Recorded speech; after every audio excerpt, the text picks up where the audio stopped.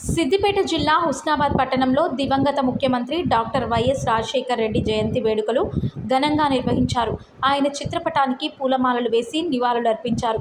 ఈ సందర్భంగా కాంగ్రెస్ సీనియర్ నాయకుడు లింగమూర్తి మాట్లాడుతూ వైఎస్ రాజశేఖర్ రెడ్డి చేసిన సేవలను ఆయన కొనియాడారు. ఆరోగ్యశ్రీ 104, 108 సేవలు, ఉచిత కరెంటు ప్రవేశపెట్టి రాష్ట్ర ప్రజల మన్ననలు పొందారు అని వారు అన్నారు.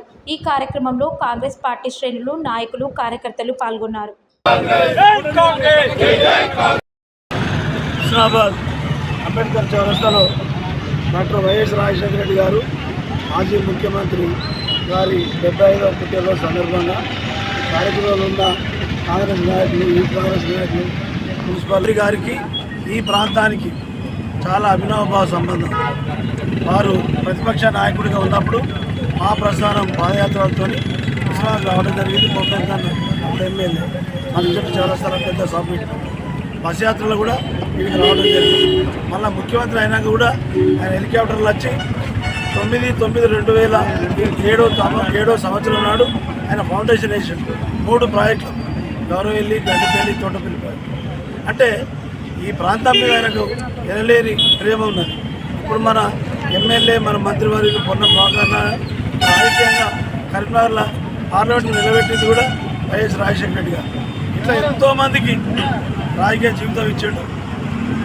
పేద ప్రజలను ప్రభుత్వం ద్వారా ఎట్లా ఆదుకోవచ్చు, వాళ్ళకి ఎట్లా సహకారం చేయవచ్చు, ఎట్లా వాళ్ళ పథకాలు పెట్టి అన్న తల్లిదండ్రులు పిల్లలను ఎట్లా వృద్ధిలోకి తీసుకొస్తారో పెంచి అట్లా ప్రజలను కూడా ఒక పాలకుడు నిజమైన ఒక తల్లి ప్రేమ ఉంటే ఎట్లా చేయొచ్చో చేసి చూపించగలిగిన ఒక గొప్ప నేత వైఎస్ రాజశేఖర రెడ్డి.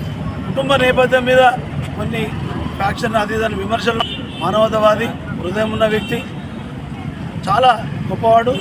ఆయన బిడ్డ కూడా మొన్న కాంగ్రెస్ పార్టీలోకి వచ్చి మనకు భారతదేశ పార్లమెంటు రాజకీయాల పట్ల నెహ్రూ, గాంధీ, అంబేద్కర్, తర్వాత వల్లభాయ్ పటేల్, సుభాష్ చంద్రబోస్ వీళ్ళందరూ ఏం కళలుగా అన్నారు. ఆ కళల ఈ రాజశేఖర రెడ్డి సాబ్ పాదయాత్ర, బస్ యాత్ర, ప్రభుత్వంలో చేసిన సంక్షేమ పథకాలు కొన్ని కలిసి వచ్చినాయి. ఇంకా మనం వాళ్ళ అడుగుజాడలు పోవాలి. ఇప్పుడే సోదరి మని మాట్లాడినట్టు రేవంత్ రెడ్డి గారు 15 తారీఖు లోపే మనకు 2 లక్షల రుణమాఫీ చేస్తూ ఉన్నాడు అని మాట ఇచ్చాడు. వర్షం పడకపోతే కాంగ్రెస్ చేయబట్టే పడతలేదంటారు. ఎన్నో అవినీతి పనులు చేసి జైళ్ళల్లో ఉన్నారు పిల్లలు, కానీ ఇంకా వాళ్ళ మాటలు, వాళ్ళ అహంకారము, వాళ్ళ ఆవేశం తగ్గలేదు. పార్లమెంట్లో ఉన్న మళ్ళీ 3వసారి వచ్చిన ప్రధానమంత్రి కూడా ఆవేశంగా మాట్లాడుతున్నాడు. దేశ సంస్థలన్నీ ప్రైవేట్ చేసి పెట్టి ఒక ఉద్యోగాలు ఇవ్వక మొన్న 24 లక్షల మంది పిల్లలు నీట్ ఎగ్జామ్ రాస్తే దాంట్లో మొత్తం అవినీతి జరిగింది. దేవుళ్ళకు మనం ఎంత మొక్కానో అంత మొక్కాలో ఈ ప్రజాస్వామ్య దేశంలో ప్రజలకు ఏం చేస్తామో అట్లా తీసుకొస్తూ కార్యక్రమానికి వచ్చిన అందరికీ నమస్కారాలు తెలియజేస్తాం.